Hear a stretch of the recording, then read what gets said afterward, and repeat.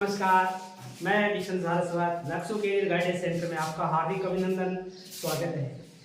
साथियों, आज मैं फिर हाजिर हुआ हूँ एक नए वीडियो के साथ। साथियों, आज का टॉपिक है जिला शुभंकर। जैसे कि आप सबको पता है, सरकार ने प्रत्येक जिले का एक वन्य जीव शुभंकर घोषित किया है, जिसमें पशु और पक्षी दोनों श्रेणियों से शामिल किया गया है। और ये करने का उद्देश्य है कि एक जिले को कम से कम इतनी जिम्मेदारी दी जाए कि वो एक वन्य जीव का संरक्षण कर सके, एक वन्य जीव का ढंग से वहाँ जो सुविधाएं हैं वो दे सके, तो उस जिले की पहचान उस जीव से हो जाए। कुल मिलाकर के ये कह सकते हैं कि उस जिले का नाम उस शुभंकर से पुकारा जा सके। जैसे अपन देखते हैं कि पहचान होती है, अपने आसपास के घरों की पहचान होती है कि ये कौन सा घर, कि वो हरे वाला है, काले वाला। उसी तरह से जिले की भी एक पहचान दी गई है उसके शुभंकर के नाम से और उसके वन्य जीव के नाम से। तो ये बहुत अच्छी पहल है। और बहुत सारे एग्जामों में हम देखते हैं कि वन्य जीव शुभंकर से संबंधित प्रश्न 100% आता है। आजकल जो पिछले 2-3 सालों से एग्जाम हुए हैं, उन एग्जामों में लगभग 1% हर एक एग्जाम में शुभंकर से संबंधित पूछा जाता है। तो आज का जो वीडियो है वो स्पेशल रूप से उसी पर बनाया गया है। इससे संबंधित जो जानकारी है वो आपके साथ साझा की जाएगी। साथियों, आपकी सुविधाओं के लिए मैंने जिलों के नाम लिख दिए हैं ताकि वीडियो ज़्यादा लंबा ना बने। ये हालांकि हमारे पास थोड़ी सी सुविधाओं की कमी है, पीपीटी नहीं है और नहीं है, क्योंकि गांव में हम फिर भी हम प्रयास कर रहे हैं, हम अच्छा देंगे। क्योंकि हमारा संकल्प है कि कम से कम 1000 वीडियो लक्ष्य नाम से यूट्यूब पर होंगे।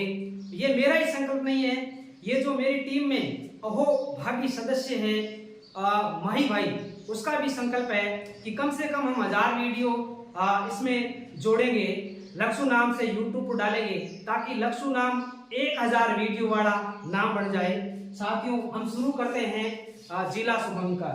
सबसे पहले मैंने क्या जिलों को संभागवार बांट दिए ताकि समझने में, याद करने में ज्यादा दिक्कत ना हो। तो सबसे पहले मैं अपने घरेलू संभाग बीकानेर से शुरुआत करता हूं। और बीकानेर का जो शुभंकर है वो है भटतितर। साथियों, जानकारी के लिए बता दूं, ये जो भटतितर है, बीकानेर के पास एक अभयारण्य है, गजनेर अभयारण्य। और गजनेर अभयारण्य में ये जो रेगिस्तानी तितर है, भटतितर, ये प्रमुख रूप से पाया जाता है। बीकानेर के बाद हम करते हैं चूरू। साथियों, चूरू का जो शुभंकर है वो है कृष्ण मृग। आप सबको जानकारी होगी कि राजस्थान में काले हिरणों के लिए प्रसिद्ध अभयारण्य है ताल छापर। राजस्थान का नहीं, विश्व का सबसे बड़ा काला हिरणों के लिए अभयारण्य ये जो ताल छापर अभयारण्य है, जो विश्व का सबसे बड़ा काले हिरणों का अभयारण्य है। तो उस काले हिरण को ही चूरू जिले का शुभंकर बना दिया गया है। साथियों, अब आगे बढ़ते हैं हम हनुमानगढ़ की तरफ। हनुमानगढ़ का है छोटा किलकिला। किलकारी कैसी? छोटा किलकिला।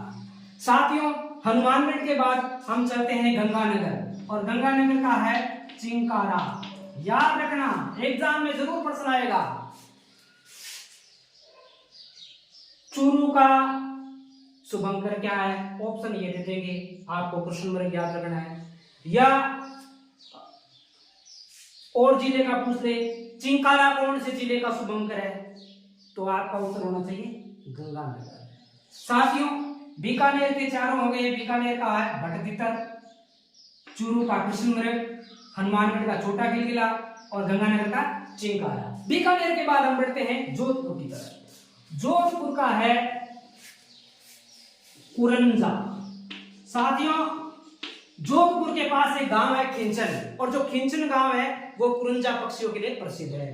तो उस खिंचन गांव के आधार पर ही इस जिले का, पूरे जिले का शुभंकर घोषित कर दिया गया कुरंजा। जैसलमेर का है गोडावट। आप सबको विदित होगा, गोडावण है वो राजस्थान का राज्य पक्षी भी है। और ये जो मरु उद्यान है, राष्ट्रीय मरु उद्यान, जो कि जैसलमेर और बाड़मेर जिले दोनों में है, वहां पाया जाता है। और राष्ट्रीय मरु उद्यान है वो राजस्थान का सबसे बड़ा अभ्यारण्य है। 3162 किलोमीटर इसकी सीमा है। और ये बाड़मेर और जैसलमेर दोनों जिलों में फैला हुआ है। जैसलमेर में 1900 किलोमीटर है और बाड़मेर में 1200 किलोमीटर है इसकी सीमा। साथियों, अब बात करते हैं बाड़मेर की। अब बाड़मेर में मैंने मरु उद्यान बताया, तो मरु से आप याद रख लेना, इसका नाम है मरु लोमड़ी। कौन सी लोमड़ी? मरु लोमड़ी। बाड़मेर का शुभंकर है मरु लोमड़ी। बाड़मेर के बाद हम बात करते हैं जालोर की। अब जालोर में आप देखो सुंदा माता अभ्यारण्य है। और सुंदा माता अभ्यारण्य क्यों प्रसिद्ध है? सुंदा माता अभ्यारण्य भालू के लिए प्रसिद्ध है। किसके लिए प्रसिद्ध है? भालू के लिए। तो जालोर का है भालू। उसके बाद हम आते हैं जालोर के बाद पाली पर। अब पाली में है तेंदुआ। और पाली के बाद आते हैं हम सिरोही। तो सिरोही का है जंगली मुर्गा। साथियों, जानकारी दे दूं, ये जो जंगली मुर्गा है, सिरोही में एक अभ्यारण्य है माउंट आबू। माउंट आबू अभ्यारण्य में ये सबसे ज्यादा पाए जाते हैं जंगली मुर्गा। 2 संभाग के बाद बीकानेर और जोधपुर के बाद हम बात करते हैं जयपुर की। तो जयपुर में है चीतल। साथियों, याद रखने का तरीका है, जैसे अपने जो कबड्डी प्रीमियर लीग चलता है, जो कुश्ती प्रीमियर लीग है कबड्डी वाला, तो वो कबड्डी में जयपुर की टीम है पिंक पैथर्स। और कबड्डी और कुश्ती में एक शब्द चलता है चित। तो चित से क्या हो गया? चीतल। अलवर का है सांबर। अलवर का क्या है? सांबर। याद रखने का तरीका, मान लीजिए आप सांबर में ट्रेन से बैठे और फेड़ी लेकर चढ़े और उसका स्वाद कहां जाकर आया? अलवर। तो अलवर का क्या है? सांबर। डोसा का है खरगोश। याद रखने का तरीका है डोसा खरगोशा। तो डोसा का क्या है? खरगोश। झुंझुनू। झुंझुनू का है काला तीतर। झुंझुनू के बाद सीकर। सीकर का है शाहीन। सीकर का क्या है? शाहीन। तो साथियों, हमने 3 जिलों के 3 संभागों के कर लिए हैं। अब 4 संभाग और बाकी है, वो भी आगे बढ़ते हैं। साथियों, 3 संभाग के बाद हम आगे बढ़ते हैं। आगे है अजमेर संभाग। अजमेर संभाग में है, अजमेर का है खड़मोर। मोर कैसा? खड़ा मोर। अब भीलवाड़ा का है सीधा मोर, खाली मोर। मोर मोर खड़मोर अजमेर का। खड़ कट के मोर आया भीलवाड़ा का। अब देखो बहुत इजी है ये अजमेर संभाग। नागौर का है राजहंस। नागौर का राजहंस। तो टोंक का है सीताहंस। क्या करना है? राजहंस और खड़मोर 2 याद रखने कि खड़मोर अजमेर का है, राजहंस नागौर का है। खड़ काटा मोर भीलवाड़ा का है, राज काटा हंस टोंक का है। बड़े इंटरेस्टिंग बात है। अब बढ़ते हैं आगे हम कोटा संभाग में। तो कोटा का है उद बिलाव। बिलाव कैसा? उद वाला, ऊपर वाला, उद बिलाव। अब बूंदी। बूंदी अपने को कैसे खानी चाहिए? सूखी हुई। तो सूखी से आपने कर लो सुरखा।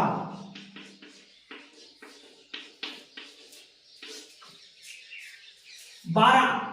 बारा का है मगर, मगरमच्छ। आगे बात करते हैं हम झालावाड़ की। तो झालावाड़ की है गागरोनी तोता।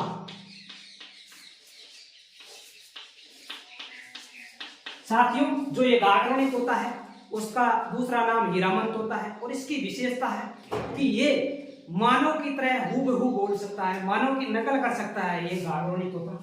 और ये दरा वन्य जीव अभ्यारण्य है कोटा और झालावाड़ में, वहां पाया जाता है। दरा वन्य जीव अभ्यारण्य के कुछ दर्शनीय स्थल हैं, जैसे अबली मीणा का महल, जिसको राजस्थान का दूसरा ताजमहल कहा जाता है। और एक भीम चौरी, भीम के समय की चौरी है।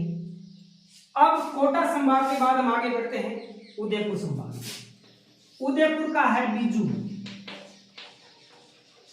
जिसको कबर बीजू भी बोलते हैं। बांसवाड़ा का है जल पीपी। अब देखो, बांस को क्या चाहिए? तेल चाहिए। तो तेल पाने के लिए कोनो पीपी चाहिए ना। पीपी कौन सी है? जलवाड़ी है। तो बांसवाड़े का जल पीपी। डूंगरपुर का है जांगीर। अब इसको याद रखने का तरीका है, डूंगर मतलब पहाड़। अब पहाड़ चढ़ने के लिए जांगीर कैसी होनी चाहिए? मजबूत होनी चाहिए। तो डूंगर से जांगीर से जांग से जांगीर हो गया, डूंगर जांगीर, डूंगरपुर जांगीर। प्रतापगढ़, प्रतापगढ़ का है उड़न गिलहरी। साथियों, ये उड़न गिलहरी है वो सीता माता अभयारण्य है प्रतापगढ़ में, जो सर्वाधिक जैव विविधता वाला अभयारण्य भी है और राजस्थान का दूसरा छोटा अभयारण्य माना जाता है। तो ये उड़न गिलहरी वहां के जो महुआ के पेड़ है उनके कोटरों में पाई जाती है। राजसमंद का, अब राजसमंद का है भेड़िया। ये मेरी कर्मस्थली कुंभलगढ़ में बहुत ज्यादा पाए जाते हैं भेड़िया, और जो कुंभलगढ़ अभयारण्य है वो भेड़ियाओं की प्रजनन स्थली मानी जाती है। तो राजसमंद कुंभलगढ़ अभयारण्य में भेड़िए ज्यादा पाए जाते हैं, इस कारण राजसमंद का शुभंकर क्या है? भेड़िया है। चित्तौड़गढ़, अब च से च मिला दो तो हो जाएगा चौसिंगा। चित्तौड़गढ़ का क्या है? चौसिंगा। इस चौसिंगा का स्थानीय भाषा में नाम भेड़ल भी कहा जाता है, इसको घटेल भी कहा जाता है कई कई जगह। तो चित्तौड़गढ़ का है चौसिंगा। अब हम उदयपुर संभाग के बाद बढ़ेंगे, लास्ट संभाग है भरतपुर।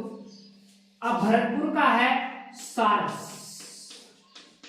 आपको पता होगा भरतपुर में एक प्रसिद्ध अभयारण्य है केवलादेव, और वहां जो केवलादेव अभयारण्य है उस अभयारण्य में साइबेरियन सार्स जो शीतकाल में प्रजनन करने के लिए आते हैं वो ज्यादा पाए जाते हैं। और उन साइबेरियन सार्स के नाम पर, जिनको साइबेरियन क्रेन भी बोलते हैं, उन साइबेरियन क्रेन को ही, इन सार्स को ही भरतपुर जिले का शुभंकर घोषित कर दिया गया है। साथियों, भरतपुर के बाद है धौलपुर। धौलपुर राजस्थान का सबसे छोटा जिला है और ये है, इसका है पंचेरा।